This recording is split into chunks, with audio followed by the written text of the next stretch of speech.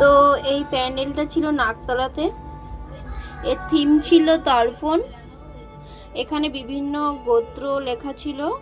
আর এর ভিতরটা আমরা এইভাবে গেছিলাম, 3টে দোর ছিল। তারপর ভিতরে গিয়ে দেখি এরকম সুন্দর করে এরকম জলের মধ্যে একটা পেপারের মধ্যে জল ছিল, এরকম জল দিয়ে এরকম ডেকোরেশন করা।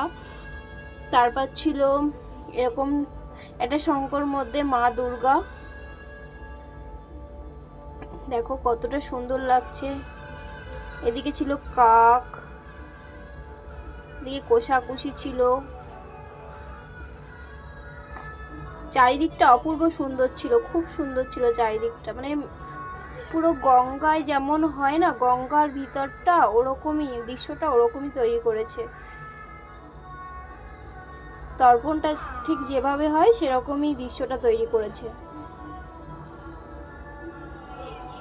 খুব সুন্দর করেছে, এটা খুব সুন্দর ঘরটা। এখানে আবার এই গঙ্গা করেছে, এখানে এই শাঁখ এটা।